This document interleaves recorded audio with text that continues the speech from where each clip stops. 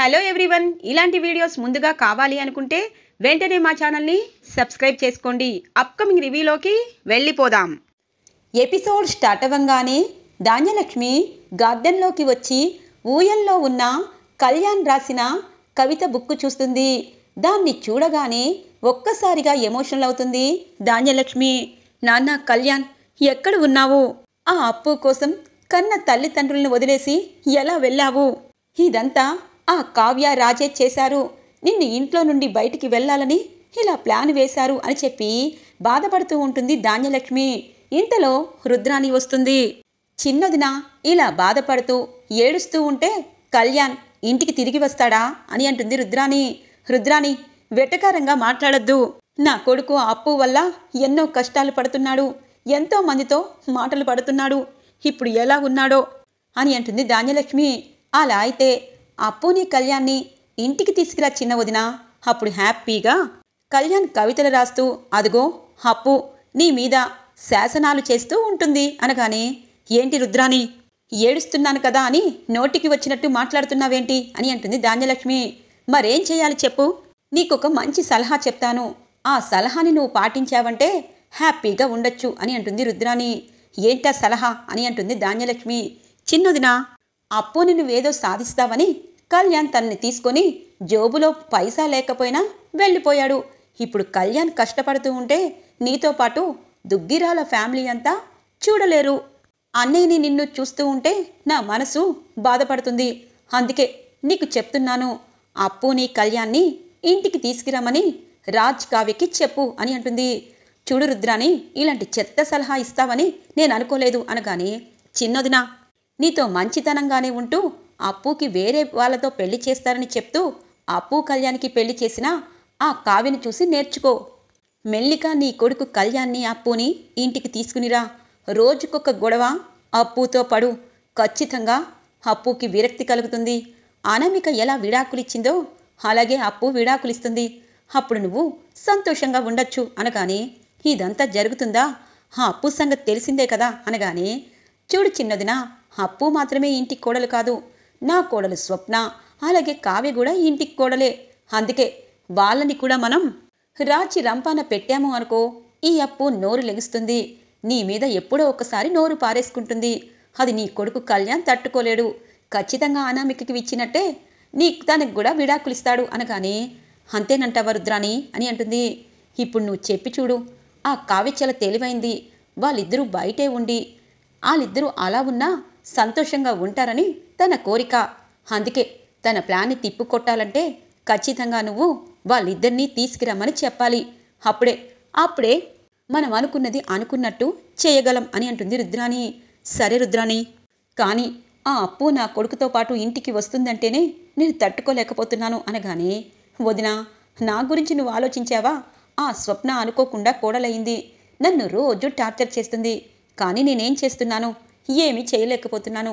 కానీ నువ్వు అలా కాదు, దుగ్గిరాల ఇంటి చిన్న కోడలివి. అందుకే నువ్వు ఖచ్చితంగా అప్పు, కావ్య, మా స్వప్న ముగ్గురికి నువ్వు రేవు పెట్టేసే. అప్పుడు కానీ ఇక్కడున్న దుగ్గిరాల ఫ్యామిలీకి నీ గురించి అర్థం కాదు. లేకపోతే ఆస్తి పంపకాలు చేయమని అమ్మకి నాన్నకి చెప్పు అని అంటుంది. సరే రుద్రాణి, అవన్నీ పక్కన పెట్టినా కళ్యాణ్ బయట బాధపడుతుంటాడు. అందుకే నా కొడుకు ఎప్పట్లాగే నా ఇంటికి రావాలి. ఆ అప్పు గురించి రేపటి నుండి ఆలోచిస్తాను అని చెప్పి ధాన్యలక్ష్మి హాల్లోకి వస్తుంది. దుగ్గిరాల ఫ్యామిలీ అంతా హాల్లోకి వస్తారు. ఏమైంది ధాన్యలక్ష్మి? దేనికి నీ అంతటి నువ్వే బాధపడుతున్నావు? నీ కన్న కొడుకుని నువ్వు క్షమించి ఇంటికి తీసుకుని వస్తే వాళ్ళిద్దరూ వస్తారు. అప్పు కాకుండా నా కొడుకే రావాలి అంటే అది ధర్మం కాదు. అందుకే ఇందాక మేమెవ్వరం నోరు ఎత్తలేదు అని అంటారు ఇందిరాదేవి. అత్తయ్య, సరే, మీరందరూ పెద్దవారు, పెళ్ళైన జంటని విడదీయకూడదని నిజంగా ఆ దేవుడే వాళ్ళిద్దరికీ ముడిపెట్టి ఉంటాడు కాబట్టి వాళ్ళిద్దరికీ పెళ్లి జరిగింది. అందుకే నా కొడుకు కోసం అప్పు ఇంటికి రావాలని ఒప్పుకుంటున్నాను. రాజ్, నేను ఎలాగూ వెళ్ళను, నాతో పాటు కళ్యాణ్ రాడు. అందుకే కళ్యాణ్ని అప్పుని ఇంటికి తీసుకుని రండి అని అంటుంది ధాన్యలక్ష్మి. ఒక్కసారిగా షాక్ అయిపోతారు దుగ్గిరాల ఫ్యామిలీ. ఇక రాజ్ సంతోషంగా, చూసావా కళావతి, మా పిన్ని మీ అప్పుని సాధిస్తుంది, ఒప్పుకోదు అని చెప్పావు కదా, ఇప్పుడు మా పిన్ని ఎలా ఒప్పుకుంది? మా పిన్ని మనసు కటువుగా ఉన్నా సరే లోపల బంగారం. పిన్ని, బాబాయ్ మీరేమీ కంగారు పడద్దు. కళావతి నేను వెళ్ళి అప్పు కళ్యాణ్ని తీసుకుని వస్తాము అని అంటారు రాజ్. కళావతి త్వరగా రా అని అంటారు. మీరు వెళ్ళండి, నేను రాను అని అంటుంది కావ్య. ఒక్కసారిగా అందరూ షాక్ అవుతారు. ఎందుకు రావు? మా పిన్ని మనిద్దరినీ పంపిస్తుంది కదా, ఇంకేంటి నీ ప్రాబ్లం అని అంటారు. ప్రాబ్లం మీకు లేదు, నాకు ఉంది. అసలు ఈ పెళ్లి జరగడానికే కారణం కాని నన్ను మధ్యలో కూర్చోపెట్టి అంతా నేనే చేశానని ఇప్పటికీ వాళ్ళు నన్ను దుమ్మెత్తి పోస్తున్నారు. ఇప్పుడు కావాలనే ఇలా నాటకాలాడి తన చెల్లిని కళ్యాణ్ని ఇంటికి రప్పిస్తుందని ఇంటికి తెచ్చాక మీ పిన్ని ఈ రుద్రాణి గారు నిందలు వేయరా? తాలిబొట్టు ఇచ్చి పెళ్లి చేసుకోమని చెప్పింది మీరు, పెళ్లి చేసుకుంది కవిగారు. అలాంటిది ఏ పాపం చెయ్యని మా అమ్మా నాన్నని, నన్ను, మా స్వప్నక్కని మధ్యలో కూర్చోపెట్టి అనరాని మాటలు అంటున్నారు. అందుకే అప్పు కవిగారి పెళ్లి విషయంలో నేను ముందడుగు వేయకూడదని నిర్ణయానికి వచ్చాను. వాళ్ళు ఎక్కడున్నా ప్రశాంతంగా ఉండనివ్వండి అని అంటుంది. అంటే నువ్వు తీసుకురావా? వాళ్ళు పస్తులు పడుకున్నా పర్వాలేదా అని అంటారు రాజ్. చూడండి, రాజభోగాలు అనుభవించకపోయినా పర్వాలేదు, పస్తులుండి ఇద్దరూ ప్రశాంతంగా ఉంటే చాలు. ఈ ఇంటికి వస్తే వాళ్ళు ఎలా మారుతారో నాకు తెలుసు. అందుకే కవిగారు అప్పు బయటే ఉండనివ్వండి. వాళ్ళు నిజంగా ప్రశాంతంగానే ఉంటారు. వాళ్ళ మంచి కోరుకుంటే వాళ్ళని ఇంటికి తీసుకురావద్దు అని అంటుంది కావ్య. కళావతి, ఏం మాట్లాడుతున్నావు? అసలు నిజంగా బుర్ర ఉండే మాట్లాడుతున్నావా? నిన్నటిదాకా వీళ్ళు వాళ్ళు అంటున్నారని పాపం కళావతి, అందుకే అప్పు కళ్యాణ్ తీసుకురాలేదు అనుకుంటున్నాను. కానీ నీ మనసులో ఏం ఉద్దేశం ఉందో నాకు అర్థం కావట్లేదు. అప్పు కళ్యాణ్ కట్టుబట్టలతో పెళ్లి మండపం నుండి వెళ్ళిపోయినా నీ మనసు కరగటం లేదంటే దీని వెనకాల ఏముంది అని అంటారు రాజ్. రాజ్, కావ్య గురించి ఎందుకు అంత తక్కువ చేసి మాట్లాడుతున్నావు? కావ్య ఎటువంటిదో నాకంటే ఎక్కువగా నీకే తెలుసు కదా. తన లాభం కోసం ఇలా చేస్తుందని ఎందుకు దిగజారి మాట్లాడుతున్నావు అని అంటారు అపర్ణాదేవి. అయ్యో అత్తయ్య, మాట్లాడనివ్వండి. మీ అబ్బాయి ఈ కుటుంబం కోసం నన్ను పక్కన పెడతారని నాకు తెలుసు. చూడండి, మీరు నా గురించి ఏమనుకున్నా పర్వాలేదు, అప్పు కవిగారి కోసం నేను ఏమీ చెయ్యలేను అని చెప్పి అక్కడి నుండి వెళ్ళిపోతుంది కావ్య. ఇప్పుడు అర్థమైందా వదిన? కళ్యాణ్ అప్పు గురించి కావ్య ఏమీ చేయలేనని వెళ్ళిపోయింది. పాపం ధాన్యలక్ష్మి కూడా మనసు మార్చుకొని అప్పు కళ్యాణ్ని ఇంటికి తేవాలని కోరుకున్నా కావ్య మాత్రం ఏదో ఆశతోనే వాళ్ళిద్దరూ వద్దంటుంది. ఏమో నాకు అర్థం కావటం లేదు. ఒక్కొక్కసారి డబ్బు ఆశ ఎంతటికైనా తెగిస్తుంది. తాను మాత్రమే ఈ ఇంటి మహారాణిలా ఉండాలనుకుంటుందేమో అనగానే, అత్త, అలాంటి ఆశలు ఏమైనా ఉంటే మీ వరకే ఉంటాయత్తా. కళావతికి అలాంటి ఆశలుండవు. కానీ కళ్యాణ్ అప్పుని నేనే తీసుకొస్తాను. నేనే వాళ్ళిద్దరూ పెళ్లి జరిగేటట్టు చేశాను. నేనే ఇదంతా చేశాను. తనకి ఈ విషయంలో ఏ సంబంధం లేదు. కానీ పదే పదే తన్ని మధ్యలోకి లాగినందుకు తన మనసు బాధపడుతుంది. పిన్ని, బాబాయ్ మీరేమీ కంగారు పడద్దు.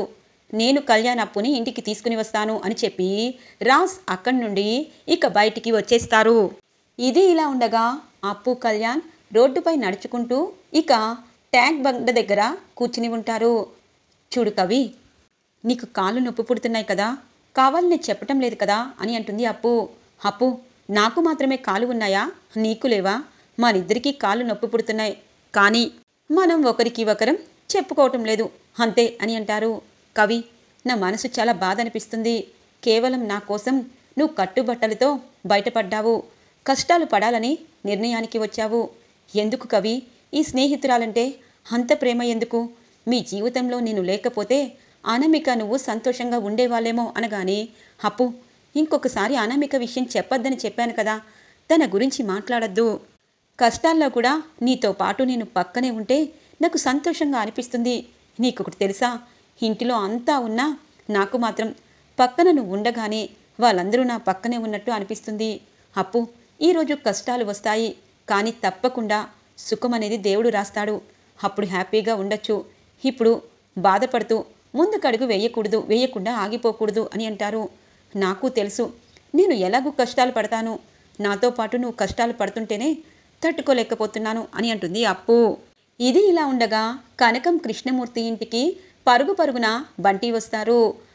బాబాయ్, పిన్ని, ఒకటి తెలుసా, మన అప్పు అక్క అలాగే కళ్యాణ్ బావ ట్యాంక్ బండ్ దగ్గర కూర్చున్నారు. పాపం దిగులుగా ఉన్నారు అనగానే ఒక్కసారిగా ఇద్దరు షాక్ అవుతారు. అక్కడ ఉన్నారా? నిజమే, రాత్రంతా ఎక్కడ ఉన్నారో మనం వెళ్ళి బ్రతిమలాడి తీసుకుని వద్దామయ్యా అని అంటుంది కనకం. సరే కనకం, బయలుదేరు అని చెప్పి ఇద్దరు ట్యాంక్ బండ్ దగ్గరికి వస్తూ ఉంటారు కనకం అలాగే కృష్ణమూర్తి. వాళ్ళిద్దరినీ దూరం నుండి చూస్తుంది కనకం. ఇక పరుగు పరుగున, అప్పు, కళ్యాణ్ బాబు, మీకు ఎటువంటి కష్టాలు వచ్చాయి? అసలు ఆ దేవుడు నిజంగా ఉన్నాడా లేడా అని చెప్పి అంటుంది. అమ్మా, మాకేమైందే? నువ్వు ఎప్పుడు అంటూ ఉంటావు కదా, నాకు మంచి పెళ్లి సంబంధం వస్తే పెళ్లి చేసి నేను సంతోషంగా ఉండాలని. మరి కవిగారి గురించి నీకు తెలుసు కదా, ఎంత మంచివాడో అనగానే, మంచివారేనే, కానీ ఆ దేవుడు మిమ్మల్ని కష్టాలు పెడుతున్నాడు. కళ్యాణ్ బాబు, అప్పు, మీ ఇద్దరు మా ఇంటికి రండి, కొన్ని రోజులు ఉండండి. అలాగే మీ ఇద్దరికి ఏదో ఒక పనులు జరిగేదాకా ప్రశాంతంగా ఉండండి. ఇలా మీరు ఎండలో ఇక్కడ కూర్చోకూడదు, నాతో పాటు రండి బాబు అని అంటుంది కనకం. అవును బాబు, ఎందుకంటే మీరు కట్టుబట్టలతో బయటపడ్డారు. ఇప్పటికిప్పుడు మీరు బ్రతకాలి అంటే చాలా కష్టంగా ఉంటుంది.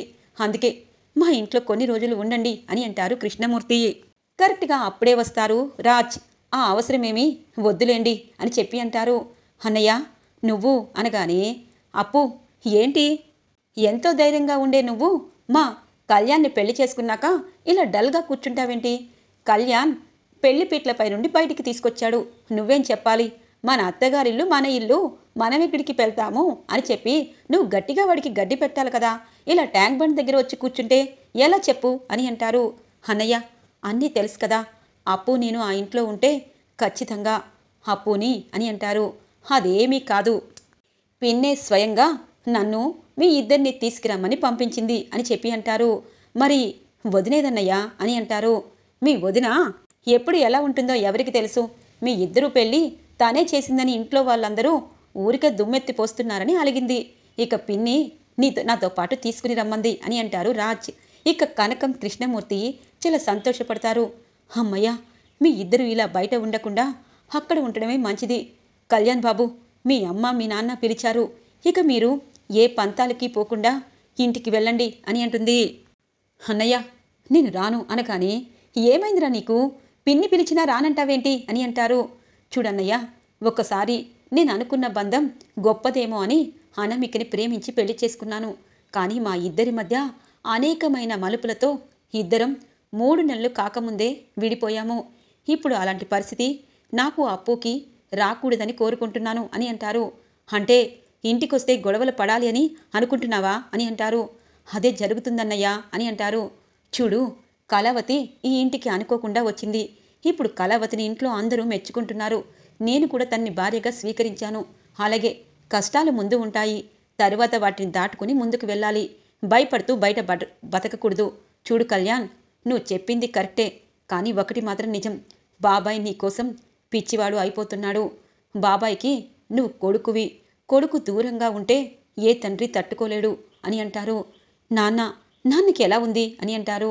ఇప్పటికైతే బాగానే ఉంది, కానీ ఇలా ప్రతిరోజు నా కొడుకు ఇక్కడే ఉన్నాడు అక్కడే ఉన్నాడని చెప్పి మతిమరుపు మాట్లాడితే పిచ్చాసుపత్రికి తీసుకువెళ్తారు అని అంటారు.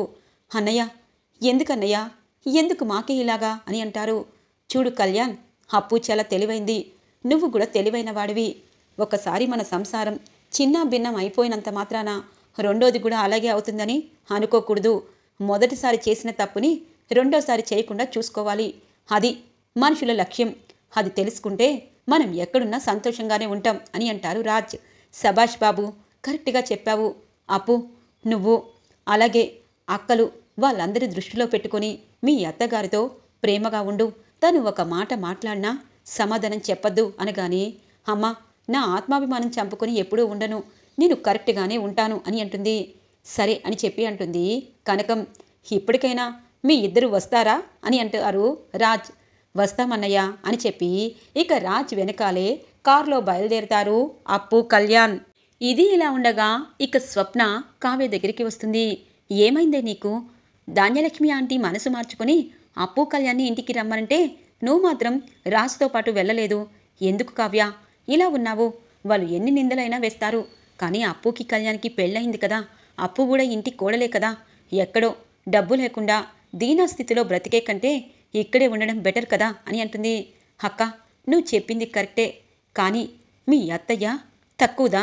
ఇక్కడికి అప్పు రాగానే ధాన్యలక్ష్మి చిన్నత్తయ్యతో ఎన్నో మాటలు అనిపిస్తుంది.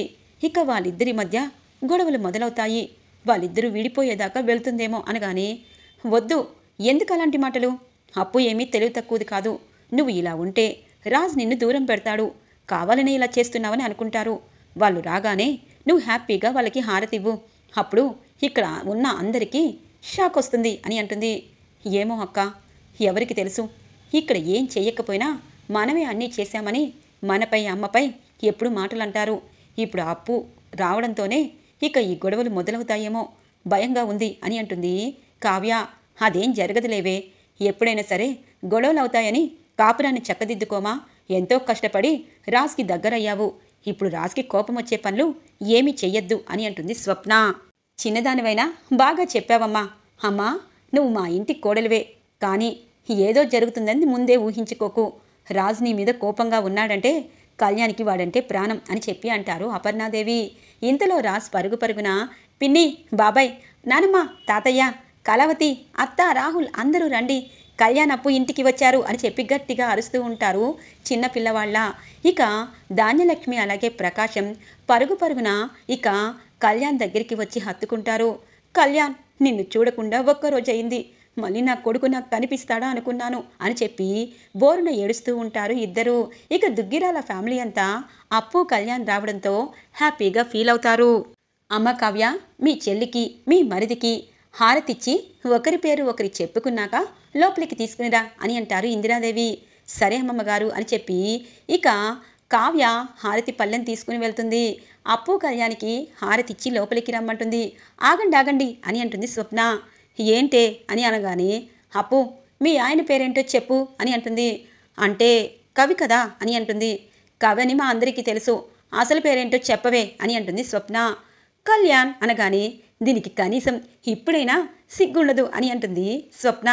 అక్క, బలవంతం చెయ్యొద్దులే అని అంటుంది కావ్య. సరే కవి గారు, మీ భార్య పేరేంటో చెప్పండి అని అంటుంది కళ్యాణ్కి. అప్పు అని తెలుసు కదా అనగానే, ఓయ్, అప్పు కాదు, తన పేరు ఇంకొకటి ఉంది, ముద్దు పేరు అప్పు అని అంటుంది. సరే, నేను అపూర్వ, నేను నా భార్య అపూర్వ వచ్చాము అని అంటారు కళ్యాణ్. ఇక దుగ్గిరాల ఫ్యామిలీ అంతా సంతోషంగా లోపలికి వస్తారు. ఇక ప్రకాశం ధాన్యలక్ష్మి కూడా తన కొడుకుని చూసుకుని మురిసిపోతూ ఉంటారు. ఇక రుద్రాణి అనుకుంటుంది, అప్పు ఇంటికి వచ్చింది కదా, సంతోషపడండి. ఈ సంతోషం ఈ పూటే, రేపటి నుండి 3వ ప్రపంచ యుద్ధం మొదలవుతుంది కదా, నేను ఊరుకుంటానా? ఈ ఇల్లు 3 ముక్కలు చేసేదాకా ఈ రుద్రాణి నిద్ర పట్టదు. ఆస్తులు కనీసం అనాథగా పెంచిన నాకు ఇవ్వకుండా మీకు మీరే ఆస్తులు అనుభవించి ప్రతిసారి అనాథని గుర్తు చేస్తున్నారు. అలాంటి నేను మీపై ఎన్ని కుట్రలు పనినా తక్కువే అని అనుకుంటుంది రుద్రాణి. ఇక అందరూ హాల్లోకి వస్తారు. ధాన్యలక్ష్మి, మంచి నిర్ణయం తీసుకున్నావు. కొడుకుపై ప్రేమ ఉంది కాబట్టి అప్పుని కోడలిగా అంగీకరించావు. ఇక వాళ్ళపై నువ్వు ఎటువంటి దురుద్దేశం లేకుండా ప్రశాంతంగా ఉండు. ఎందుకంటే మన పిల్లలు సంతోషంగా ఉంటేనే మనం కూడా సంతోషంగా ఉండగలం అనగానే, సరే అక్క అని అంటుంది ధాన్యలక్ష్మి. అలా అయితే చిట్టి, రేపు సత్యనారాయణ వ్రతం, ఎల్లుండు వాళ్ళిద్దరికీ మొదటి రాత్రి జరిపించడం కోసం పంతులు గారిని పిలిపించు అని అంటారు సీతారామయ్య గారు. ఎప్పుడో ఫోన్ చేశాను బావా, వస్తూ ఉంటారు అని చెప్పి అంటూ ఉంటారు. ఇంతలో స్వప్న, ఏ మగరాయుడా, ఇలాగే ఉంటావా ఏంటి? వెళ్ళి నువ్వు మంచి చీర కట్టుకో, ఇప్పటి నుండైనా చీర కట్టుకో అనగానే, చూడక్క, చీర కట్టుకున్నంత మాత్రాన మంచి, ప్యాంట్ షర్ట్ వేసుకున్నంత మాత్రం చెడు కాదు, నాకు నచ్చేటట్టు ఉంటాను అని అంటుంది అప్పు నీకు నచ్చినట్టే ఉండు కానీ అని అంటారు. నాకు తెలుసు అని చెప్పి ఇక పైకి వెళ్తుంది అప్పు కోసం మంచి డ్రెస్ని ఆల్రెడీ కొనిపెట్టి ఉంటారు కళ్యాణ్. ఈ డ్రెస్సు అనగానే, అప్పు, నువ్వు ఇంటి కోడలివైతే ఖచ్చితంగా నీకు ఇస్తానని అనుకున్నాను. ఆ దేవుడు కోడలిగా చేశాడు. అందుకే నువ్వు చీర కట్టుకోకపోయినా కనీసం డ్రెస్సులు వేసుకో. ఎందుకంటే అమ్మ ఇప్పుడిప్పుడే మనల్ని ఇద్దరిని ప్రేమగా చూస్తుంది అని అంటారు. అయ్యో, నాకు ఇంతగా చెప్పాలా, నాకు అర్థమైందిలే అని చెప్పి ఇక పంజాబీ డ్రెస్ని వేసుకుంటుంది అప్పు. ఇక దుగ్గిరాల ఇంట్లో కళ్యాణ్ అప్పు పెళ్ళి అయిపోయాక జరగాల్సిన ముచ్చట్లన్నీ జరగాలని ఇక పెద్దవారైన ఇందిరాదేవి సీతారామయ్య గారు అనడంతో ఇక బంతులాట అలాగే అన్నీ అప్పుతో ఆడిస్తూ ఉంటారు. కళ్యాణ్ అప్పు ఎంజాయ్ చేస్తూ ఉంటారు. కావ్య అలాగే స్వప్న హ్యాపీగా చూస్తూ ఉంటారు. అప్పు, ఈ ఇంటి కోడలు అయ్యావు, ఆనందంగా కవిగారితో నువ్వు ఉండాలి. ఈ రుద్రాణి గారు నీపై పగపట్టారు, కానీ ఆ పగనంతా తనకే పోయేటట్టు చెయ్యాలి అని అనుకుంటుంది ఇక కావ్య. నైట్ అవుతుంది. అందరూ డిన్నర్ చేశాక అప్పు నువ్వు నా గదిలోకి రా అని అంటారు అపర్ణాదేవి. ఇక అప్పు గదిలోకి కళ్యాణ్ గదిలోకి ఇక స్వరాజ్ వెళ్తూ ఉంటారు. ఇక సుభాష్ నేను కళ్యాణ్ ఒక గదిలో ఉంటాంలే అని చెప్పి ఇక అప్పుని అపర్ణ గదిలో అలాగే కళ్యాణ్ని సుభాష్ గదిలోకి వెళ్తారు. ఇక అప్పు అంటుంది, ఆంటీ నిజంగా మీరు మా కావ్యక్కని ప్రేమగా చూస్తున్నారు, నన్ను కూడా ప్రేమగా చూస్తున్నారు, కటుగా ఉన్నా కరెక్ట్గా మాట్లాడతారు, ఇక్కడ న్యాయం అన్యాయాలు ఉన్నాయి అంటే అది మీ వల్లే అని అంటుంది. చూడప్పు నాకు మీ అక్కపై కోపం లేదు, అనుకోకుండా పెళ్లి జరిగింది, నా కొడుక్కి నచ్చని పెళ్లి జరిగింది, మీ అమ్మ అబద్ధాలాడి పెళ్లి చేసింది, దానివల్లే కోపం, ఇప్పుడంతా పోయింది, మీ అక్క మంచి మనసుకి అందరం మీ అక్క మాటే వింటున్నాం, నువ్వు కూడా ధాన్యలక్ష్మి ఏదైనా అంటే నువ్వు దాన్ని పట్టించుకోవద్దు అని అంటుంది. సరే ఆంటీ అని చెప్పి అంటుంది అప్పు. ఇక అప్పు అపూర్వ అపర్ణ అటువైపు సుభాష్ కళ్యాణ్ విడివిడిగా పడుకుని ఉంటారు. ఈరోజు ఎపిసోడ్గా ఇంట్రెస్టింగ్గా ఎండ్ అవుతుంది ఫ్రెండ్స్. రాబోయే ఎపిసోడ్స్ కోసం మా ఛానల్ని సబ్స్క్రైబ్ చేసుకోండి. Thanks for watching friends.